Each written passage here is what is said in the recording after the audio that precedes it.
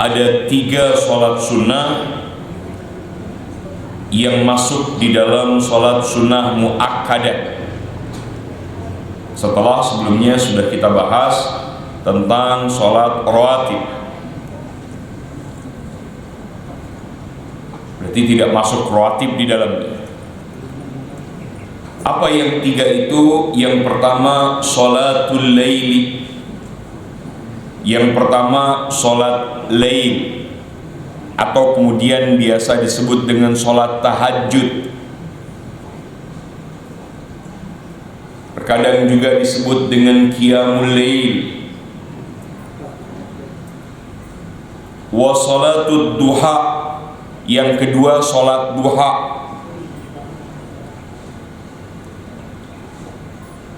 Wa sholatut tarawih, yang ketiga adalah sholat tarawih.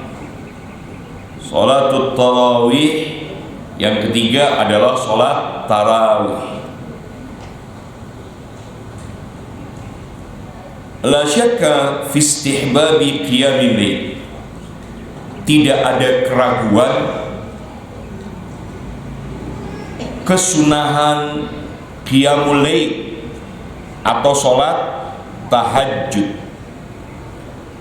Perlu diketahui, qiyamul lail atau sholat tahajud itu jika didefinisikan sebagaimana didefinisikan di banyak kitab adalah, ini kalimatnya di awal saya akan mulai dengan kalimat seluruh sholat, baik sholat witir atau sholat sunnah lainnya yang dilaksanakan setelah 2 syarat terpenuhi. Saya ulangi lagi kalimatnya, sholatut tahajud atau sholatul lail atau qiyamul lail adalah seluruh sholat, baik itu sholat witir atau sholat yang lainnya yang dilaksanakan setelah 2 syarat terpenuhi. Begitulah definisi yang ada di dalam mazhab Imam Syafi'i.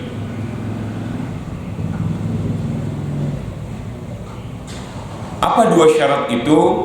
1, sudah melaksanakan sholat isya meskipun sholat isyanya jamak. Sudah melaksanakan sholat isya meskipun sholat isyanya jamak. Misalnya sholat isyanya jamak takdim, berarti ditarik ke waktu maghrib. Pada umumnya orang belum sholat isya, tapi kita sudah melaksanakan sholat isya.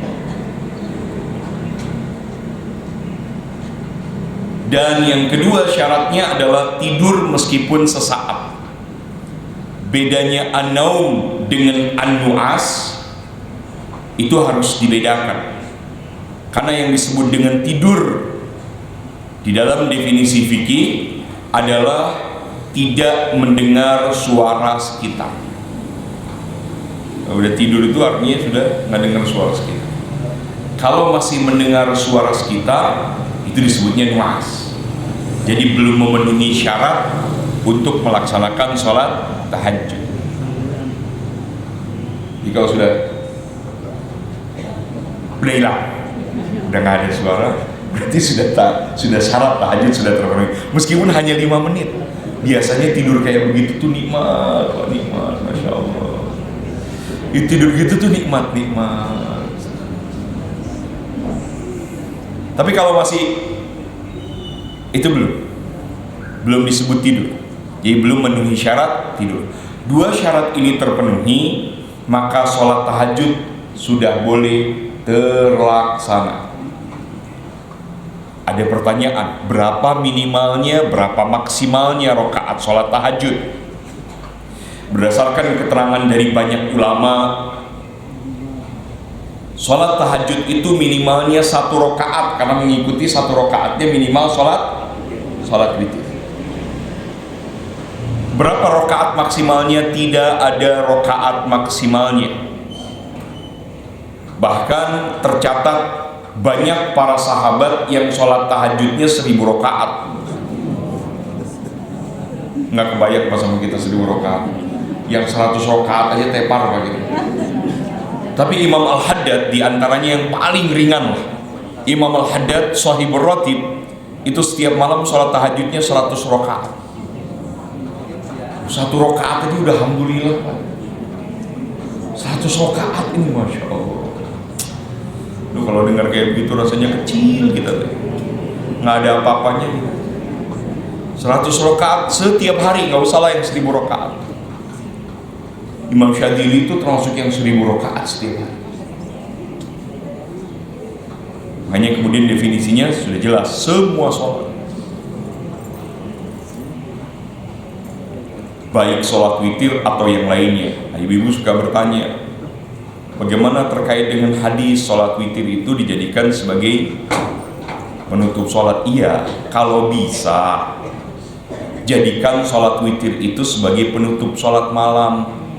Kalau nggak bisa ya nggak apa-apa. Karena Sayyidina Abu Bakar Siddiq itu sholat witirnya di awal malam, sebelum tidur. Sedangkan Sayyidina Umar sholat witirnya di akhir malam, setelah bangun dari tidur. Artinya ada contoh dari sahabat Nabi bahwa sholat witir itu enggak harus, ini harus, katanya di pengajian harus sholat witir itu di ujung. Kalau bisa, gak ada contoh sahabat Nabi. Apa kemudian setelah itu Sayyidina Abu Bakar kemudian tidak melaksanakan sholat sunnah lagi karena sudah sholat witir di awal malam? Sayyidina Abu Bakar masih melaksanakan sholat rokaat. Kita lanjutkan. Wa qad ajma'atil ummah ala istihbabihi, dan sepakat umat terkait kesunahan sholat lail atau qiyamul lail atau sholat tahajud. Qala Allah Ta'ala, Allah Subhanahu wa Ta'ala berfirman, faqala a'udzu billahi minasyaitonir rajim, wa minan laili fatahajjat bihi nafilatan laka, dan jadikan sebagian malam itu gunakanlah untuk melaksanakan sholat al-lail, sholat sunnah bagimu. Jadi sholat sunnah di sini maksudnya sholat al-lail. Dalam tafsirnya disebut sholat lail atau kemudian dikenal dengan sholat tahajud. Wa qala ta'ala, Allah Subhanahu wa Ta'ala berfirman, kanu qalilan minal laili ma yahja'un. Kanu, mereka itu yaitu para sahabat Nabi. Jadi khitabnya di sini adalah menceritakan para sahabat Nabi. Qalilan minal laili ma yahja'un. Mereka tidurnya di malam hari itu sedikit. Kalau sedikit tidurnya berarti gimana caranya bisa sholat malam? Di antaranya dianjurkan untuk qailulah. Qailulah itu tidur sesaat di waktu siang. Siang, tidak sore. Bukan sore, ba'da asar. Tidur ba'da asar makruh. Tidur ba'da subuh makruh. Kecuali li'udhrin, kecuali uzur. Tidur ba'da asar bikin linglung. Bangunnya ini sebenarnya subuh atau maghrib.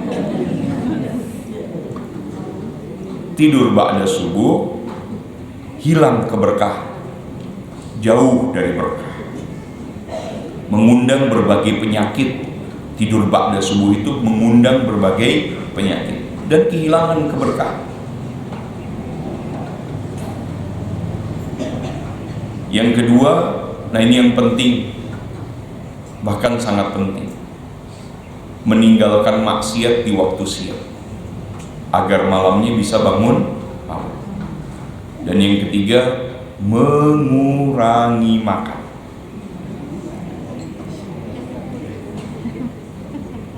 Dulu nggak kebayang kalau saya di Medina itu, Pak, kami makan malamnya jam 12. Nggak ada makan malam jam 8, nggak. Makan malam tuh jam 12, iya sih, makannya ringan, nggak makan nasi, makan roti. Tapi kan itu juga orang Indonesia mah nggak ngaruh makan roti malam-malam, nggak ngaruh. Kalau makan roti disebut belum makan, meskipun sudah 12 tangkep masih belum makan. Kalau sudah ada nasi baru, buras aja belum makan, padahal buras ya ternyata buras itu sudah makan belum, baru buras katanya. Allah, bubur juga belum makan, bubur. Wah, canggih orang Indonesia ini, masya Allah. Baik, kita lanjutkan. Wa kana wajiban tsumma nusikha. Salat lail ini awalnya wajib hukumnya, kemudian dinasakh, diganti hukumnya menjadi sunnah. Wa fil hadis, di dalam hadis Nabi Muhammad sallallahu alaihi wa alihi wasallam, alaikum biqiyamil lail, biasakanlah oleh kalian qiyamul lail, fa innahu da'bus salihin qablakum, sebab qiyamul lail itu adalah kebiasaan orang-orang soleh sebelum kalian.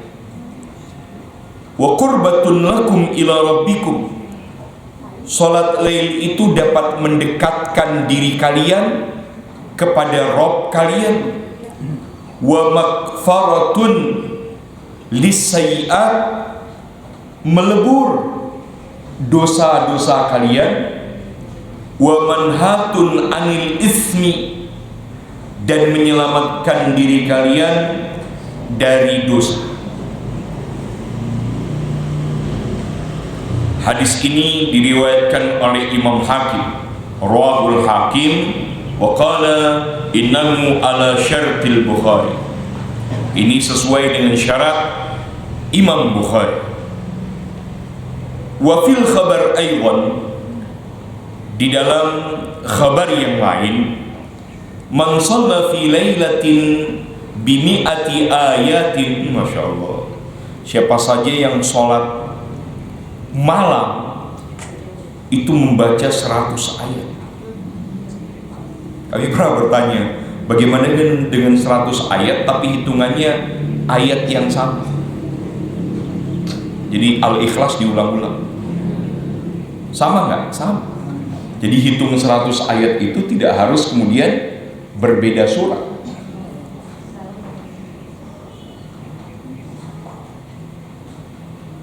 Tapi suka kalau ada pertanyaan gitu, suka ada yang nyeleneh pertanyaannya. Bagaimana kalau Yasin diulang-ulang, Yasin. Ya kan pendek, jadi 100-nya banyak, lebih cepat 100. Itulah begitu santri, Pak. Santri suka nyeleneh. Kalau ada yang kasih kesempatan bertanya begitu, terus aja nanya. Nyari apa? Nyari gampangnya. Itu Habib Hasan Al-Kaf cuma senyum aja, nggak dijawab sama beliau, cuma senyum. Yasin. Ayat kan itu, Pak, 100 ayat. Lam yuktab minal ghafilin, siapa yang sholat malam dengan 100 ayat, maka Allah tidak akan catat sebagai orang yang lalai. Wa man shalla bi mi'atai ayatin, siapa saja yang sholat dengan 200 ayat, fa innahu yuktab minal qanitinal mukhlisin, dia akan dicatat sebagai orang yang taat dan ikhlas hati. Masya Allah. Rawahul Hakim, hadis ini diriwayatkan oleh Imam Al-Hakim wa qala innahu ala syarti Muslim. Hadis ini syaratnya syarat Imam Muslim, kalau yang tadi syaratnya syarat Imam Bukhari. Jadi dari penjelasan ini, penjelasan awal tentang sholat lail itu ada beberapa poin. Yang pertama, definisi sholat lail adalah seluruh sholat, baik sholat witir atau sholat sunnah yang lainnya, yang dilaksanakan setelah 2 syarat terpenuhi, yaitu tidur meskipun sesaat dan sudah melaksanakan sholat isya meskipun sholat isyanya dijam.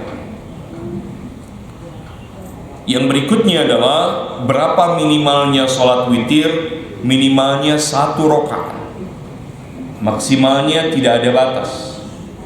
Bahkan ada contoh dari Shahibur Ratib, Sayyidina Abdullah bin Alawi al-Haddad radhiyallahu taala anhu. Kalau Imam Ali Zainal Abidin Ibn Husain Ibn Ali Ibn Abi Thalib itu tercatat Pak, beliau sholatnya itu 1000 rakaat setiap hari dan tidak pernah kurang. Itu berarti sholat dari jam berapa sampai jam berapa. Kita langsung mikir, ini sholatnya berdiri apa duduk ya. Masya Allah. Allah. Dengan Sayyidina Abdullah bin Alwi al-Haddad sholatnya 100 rakaat setiap hari. Itu yang 100 rakaat masih membaginya dengan aurat, yang 100 rakaat masih membaginya dengan baca Al-Quran. Berarti betul-betul malam itu dihidupkan. Ini kita kadang dengan banyaknya pekerjaan tidurnya kemalaman. Pekerjaan nonton. Iya, pekerjaan malam apa? Nonton pekerjaan. Nonton TV, nonton bola. Udah nonton bola kesiangan subuh. Astagfirullahaladzim. Nggak sunnah apa nonton bolanya? Haram itu nonton bolanya jadinya. Itu catatannya. Ini juga disebutkan beberapa dalil yang menjadi dasar di mana sunnah atau sangat dianjurkannya sholat tahajud. Dulu awalnya wajib, kemudian dinasakh menjadi sunnah. Wallahu a'lam. Pada kesempatan yang akan datang kita akan membahas tentang waktunya. Kapan waktu sholat tahajud? Yang afdolnya kapan? Kalau dimulai sudah jelas. 2 syarat terpenuhi sudah bisa mulai itu sholat tahajud. Jadi pertanyaannya, mana atau waktu yang afdol itu yang mana? Di akhir malam, di pertengahan malam, di sepertiga akhir malam, yang mana? Nanti akan kita bahas pada pertemuan yang akan datang insya Allah.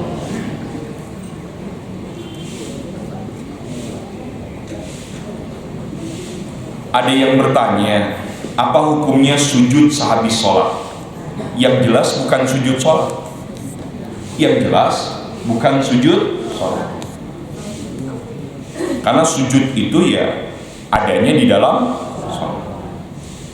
Gimana sujud di luar sholat? Ada. Sujud di luar sholat namanya sujud syukur. Sujud di luar sholat namanya sujud syukur. Ada lagi sujud yang bisa di luar sholat, karena bisa di dalam sholat, bisa di luar sholat, namanya sujud tilawah. Selain dari 2 itu, ya nggak ada lagi sujud. Semuanya sujud ada di dalam sholat. Termasuk sujud sahwi di dalam sholat, tidak di luar sholat. Jadi kalaupun ditanya bagaimana, apakah hukum sujud sahwi sholat, ya mungkin sujud syukur. Bisa jadi kemudian maknanya sujud syukur. Gitu. Jadi karena sujud syukur itu dilaksanakan di luar sholat. Sujud tilawah bisa di dalam sholat, bisa di luar sholat. Kalau sujud syukur boleh, nggak ada masalah. Bagaimana kalau nggak ada sujud? Ya nggak ada sujud. Kalau ditanya, ini bukan sujud syukur, ya berarti nggak ada sujud apa-apa, ya cuman begitu aja. Tidak ada sujud apa-apa. Kalau ditanya boleh, ya kalau sujud syukur mah boleh. Mau setelah sholat, mau sebelum sholat. Tapi syaratnya harus seperti sholat, maksudnya harus berwudu. Tidak boleh orang yang haid gitu ya. Apakah dimulai dengan takbir atau tidak dimulai dengan takbir? Nah, para ulama berbeda pendapat. Ada yang dimulai dengan takbir, ada yang tidak dimulai dengan takbir. Kalau Abi sujudnya tidak dimulai dengan takbir, tidak diakhiri dengan salam.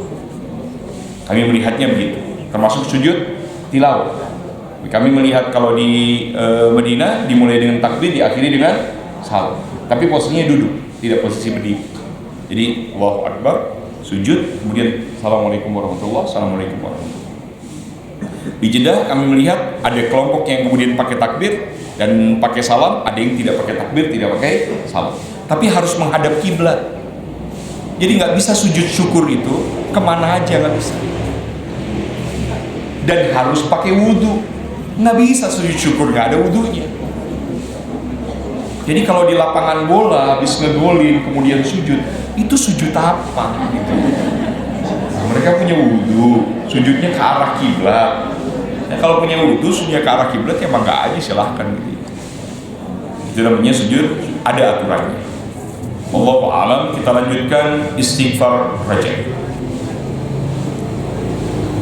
Istighfar rajab ini bisa dibaca di waktu yang mana saja. Minimalnya 1 hari di bulan Rajab 1 kali.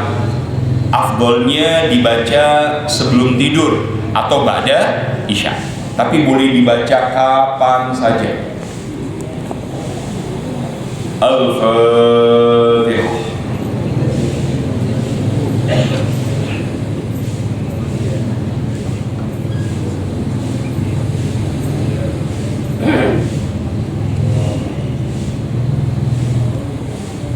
Bismillahirrahmanirrahim. Allahumma salli ala sayyidina Muhammadin wa ala alihi wa sahbihi wa sallim. Astaghfirullahaladzim, astaghfirullahaladzim, astaghfirullahaladzim. Alladzi la ilaha illa huwal hayyul qayyum wa atubu ilayhi min jami'il ma'asi wa dhunub wa atubu ilayhi min jami'i ma kariha Allahu qawlan wa fi'lan wa sam'an wa basaran wa hasira. Allahumma inni astaghfiruka lima qaddamtu wa ma akhartu wa ma asraftu wa ma asrartu wa ma a'lantu wa ma anta a'lamu bihi minni. Anta al-muqaddim wa anta al-mu'akhir wa anta ala kulli shay'in qadir. Allahumma inni astaghfiruka min kulli dhanbin tubtu ilayka minhu thumma udtu fi wa astaghfiruka lima aradtu bihi wajhaka al-karim wa khalaqtahu ma laysa laka fihi ridan wa astaghfiruka bima wa'adatka bihi nafsi thumma akhlaftuka wa astaghfiruka lima da'ani ilayhi al-hawa min kibali ar-ruhasi mimma ishtabaha alayya wa huwa 'indaka mahdzurun. وأستغفرك من النعم التي أنعمت بها علي فصرفتها وتقويت بها على المعاصي وأستغفرك من الذنوب التي لا يغفرها غيرك ولا يطلع عليها أحد سواك ولا يسر إلى رحمتك وحلمك ولا ينهي وأستغفرك يا لا إله إلا أنت عالم الغيب والشهادة من كل سيئة عملتها في بياض النهار وسواد الليل في ملأ وخلأ وسر وعلانية وأنت إلي ناذر إذا ارتكبتها غير ما أتيته من العصيان عمدا أو خطأ أو نسيانا يا حليم يا كريم. أستغفرك يا لا إله إلا أنت سبحانك إني كنت من الظالمين. رب اغفرني وارحمني وتب علي وأنت خير الراحمين. وأستغفرك من كل فريضة وجبت علي في آناء الليل وأطراف النهار فتركتها عمدا أو خطأ أو نسيانا أو تهاونا وأنا مسؤول بها ومن كل سنة من سنن سيد المرسلين خاتم النبيين محمد صلى الله عليه وآله وسلم فتركتها غفلة أو سهوا أو جهلا أو تهاونا قلت أو كثرت وأنا عائد بها. وأستغفرك يا لا إله إلا أنت وحدك لا شريك لك سبحانك رب العالمين لك الملك ولك الحمد ولك الشكر وأنت حسبنا ونعم الوكيل. ولا حول ولا قوة إلا بالله العلي العظيم. وصلى الله على سيدنا محمد وآله وصحبه وسلم تسليما كثيرا والحمد لله رب العالمين.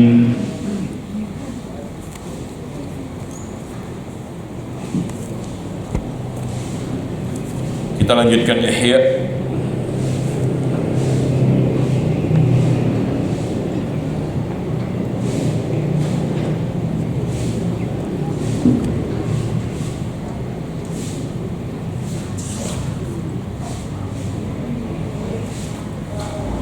Wa tasyi' ya, betul apa? Bismillahirrahmanirrahim. Ila qalam musannif rahimahullah nafa'ana bihi bi'ulumi fid darain amin al-qana. Kita sampai pada bagian akhir dari syarat dari adab safar yang ke-6. Penjelasan kemarin itu terakhir tentang sebaiknya tidak melaksanakan perjalanan di hari Jumat ya. Berarti sekarang kalimatnya wa tasyi' lil wada sunnatun. Bismillahirrahmanirrahim. Ila talab musannif rahimahullah nafa'ana bi wa bi ulumi fid darain amin qala wa tasyi'u lil wada'i sunnatun qala sallallahu alaihi wasallam li an ushayyi'a mujahidan fi sabilillah fa aknafahu ala rahli ghudwatan aw rawhatan ahabba ilayya minad dunya wa ma fiha. Wa tasyi' lil wada' sunnah, mengantarkan orang yang akan melakukan perjalanan itu hukumnya adalah sunnah. Di Indonesia ini sudah terbentuk, diajarkan oleh para ulama kita. Jadi ajaran ulama kita itu banyak yang mungkin orang zaman dulu itu tidak menyampaikan kesunahan kepada generasi, tapi mencontohkan dengan amalan, dengan perbuatan. Contoh dengan amalan, perbuatan, contoh dengan kemudian ajaran, itu dilakukan oleh orang-orang dulu kepada generasi berikutnya. Sayang sekali ketika generasi berikutnya tidak melanjutkan apa yang dilakukan oleh orang-orang tua kita dulu, karena semua yang mereka lakukan itu punya alasan syar'i. Ternyata banyak yang ada alasan syar'i. Di antaranya mengantar orang yang kemudian pergi. Dulu nggak tahu, kita nggak tahu bahwa pokoknya ikut aja, suruh ngantar orang berangkat ikut, ya kan jalan-jalan enak. Tapi sunnah hukum ngantar, mendoakan, kita yang mau berangkat meminta doa. Qala sallallahu alaihi wasallam, atau qala sallallahu alaihi wasallam, Nabi sallallahu alaihi wa alihi wasallam bersabda, li an ushayyi'a mujahidan fi sabilillah, sesungguhnya mengantarkan pejuang di jalan Allah, fa aknafahu, dan mengelilinginya, ala rahli, di atas kendaraannya, gudwatan aw rawhatan, baik di gudwah pagi hari, auroha di sore hari. Ada pengajian sore itu namanya rauha. Rauha itu pengajian sore. Kalau di banyak majelis itu pengajian sore itu menjadi pengajian yang paling banyak dihadiri selain pengajian subuh. Kita ini pengajian sore dulu ada, sekarang ada sih sebelum Jumat, malam Jumat. Saat Qadir sudah ngisi ya. Jam 5, ibu-ibu udah banyak yang datang sekalian ngaji. Itu pengajiannya namanya Rauh.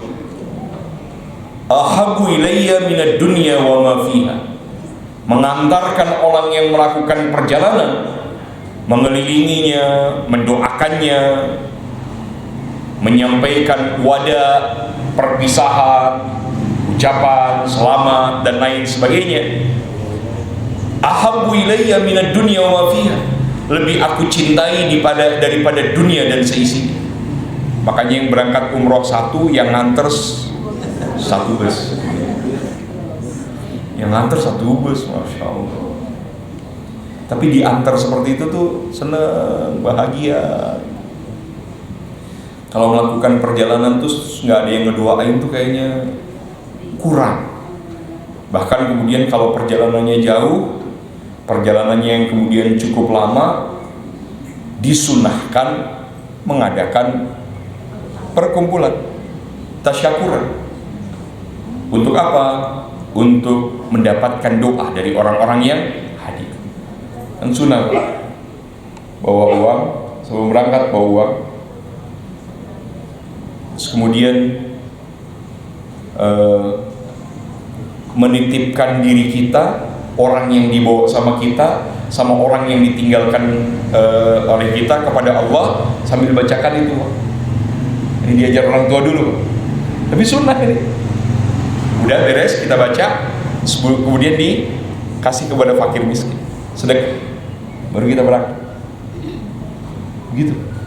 diajar sama orang-orang tua dulu. Aduh, orang tua dulu pelajarannya mahal nanti. Ya Allah. Wasabi asabi yang ketujuh, kita ngambil awalnya saja. Alla yanzila hatta yuhman nahar, tidak berhenti perjalanan sebelum panas siang menyengat. Tidak berhenti kendaraan sebelum panas siang menyengat. Dengan kata lain, kalau mulai perjalanan pagi, maka teruskan perjalanan terutama di malam hari. Kalau merasa aman, nyaman, lakukan perjalanan terus, nggak usah berhenti. Jangan berhenti. Sampai apa? Hatta yuhman nahar, sampai matahari terik, sampai panas, baru istirahat. Kenapa? Karena perjalanan malam itu lebih singkat dibanding perjalanan siang. Nanti akan dibahas. Fahuwa sunnah, hukumnya adalah sunnah. Jadi kalau kita mulainya pagi hari. Setelah pagi hari kita mulai berjalan, terus malam lanjutkan.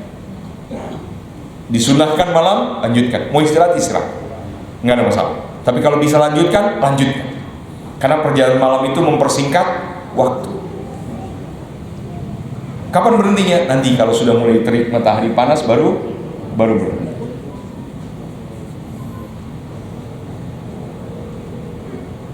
Wa yakunu aktsaru siyarihi fil lail, sehingga banyaknya perjalanan itu lebih banyak dilakukan di malam hari.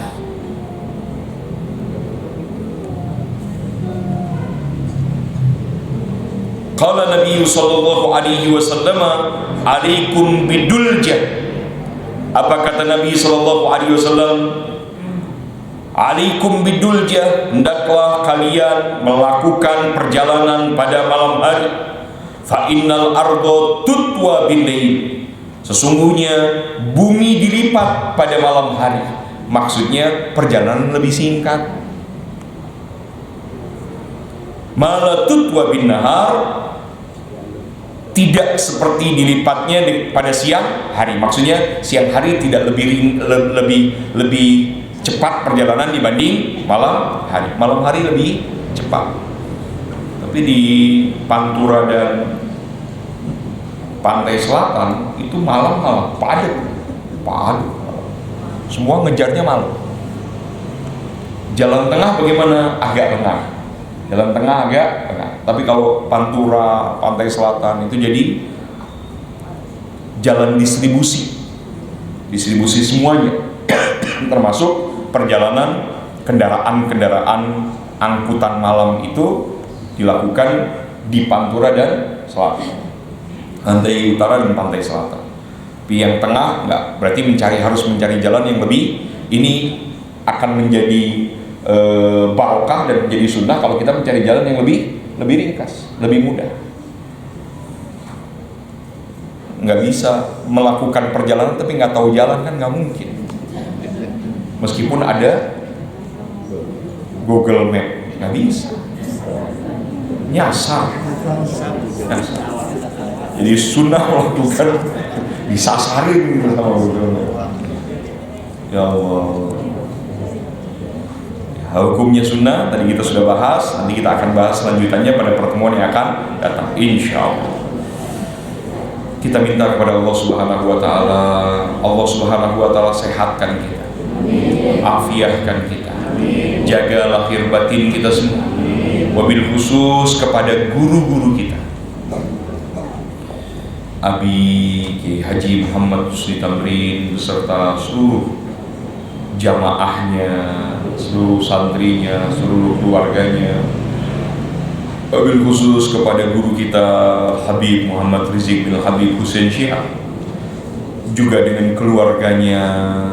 Agak tenang Pak beritanya, karena Habib ditemani oleh mantunya dan Ustaz Sobri Lubis. Begitu menurut kabar. Jadi Habib sudah ada teman, ada mantu, ada Ustaz Sobri. Sedih kita mereka semua ada di sana. Tapi ada yang sedikit menenangkan karena beliau ditemani. Mudah-mudahan Allah Subhanahu wa Ta'ala kuatkan mereka semua, sehatkan, afiahkan mereka semua, jaga mereka semua.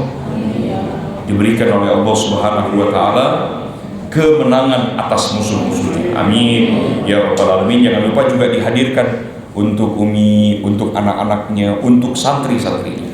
Bi barakatil Fatihah. Al-Fatihah.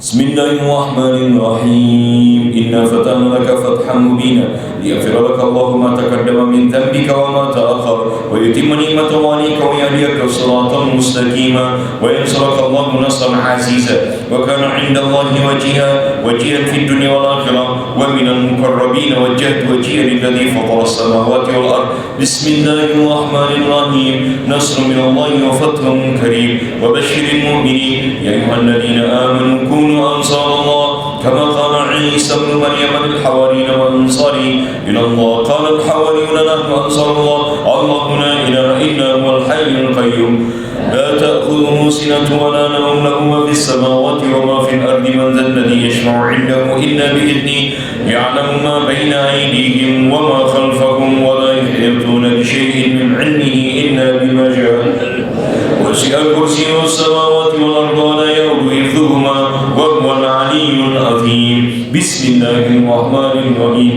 لو أنزلنا هذا القرآن لجعلنا الريب وخاسئا متصديا من خشية الله وتلك الأمثال نضربها للناس لعلهم والله الذي لا إله إلا هو عالم الغيب والشهادة هو الرحمن الرحيم.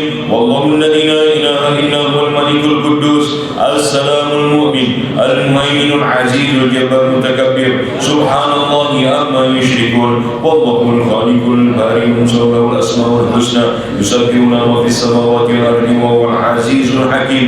يعيذ نفسي بالله تعالى من كل ما يسمع بأذنين ويبصر بعينين ويمشي برجلين ويبتش بيدين ويتكلم بشفتين. حصنت نفسي بالله الخالق الأكبر من شر ما أخاف أحدا من الجن والإنس وأن يهدروني عز جلاله وجل ثناؤه وتقدست أسماؤه ولا إله غيره.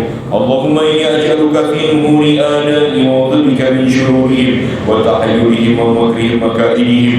أدفن من أراد بي عداوة من الجن والإنس يا حافظ يا حفيظ يا كافي يا مهيد. سبحانك يا ربي وعظم شأنك وعز سلطانك وأرفع مكانك. تحصنت بنا وبأسمائنا وبآياتنا وملائكتنا وأنبيائنا وبرسلنا والصالحين من عبادنا. حصنت نفسي لا إله إلا الله محمد رسول الله صلى الله عليه وآله وسلم. اللهم بسني بعينك التي لا تنام واكنفني بكنفك الذي لا يرام وارحمني بقدرتك علي فلا أهلك وأنت ثقتي ورجائي يا ذا المستغيثين يا ذاك الهالكين. اكفني شر كل خالق يترك بليل أو نهار إن طالقا يترك بخير إنك على كل شيء قدير. بسم الله أرقي نفسي من كل ما يؤذي ومن كل حاسد. الله شفائي بسم الله الرقيق. اللهم رب الناس أذهب البأس اشفي أنت شافي وعافي أنت المعافي. لا شفاء إلا شفاؤك شفاء لا يغادر سقما ولا ألما. يا كافي يا وافي يا حميد يا مجيد. ارفع عني كل داء شديد واكفني من الحد والحديد والمرض الشديد والجيش العنيد واجعلني نورا من نورك وعزا من عزك ونصرا من نصرك وبهاء من بهائك وعطاء من عطائك وحراسة من حراستك وتأييدا من تأييدك يا ذا الجلال والإكرام والمواهب العظام. أسألك بك ولا أسألك بأحد غيرك أن تكفيني شر كل ذي شر إنك أنت الله الخالق الأكبر. وصلى الله على سيدنا محمد وآله وصحبه وسلم تسليما طيبا مباركا فيه والحمد لله رب العالمين ظاهرا وباطنا وعلى كل حال يا أرحم الراحمين والحمد لله رب العالمين. Mudah-mudahan dikabul dijabah oleh Allah Subhanahu wa taala. Wabillahi taufiq wa hidayah minkum. Assalamualaikum warahmatullahi wabarakatuh.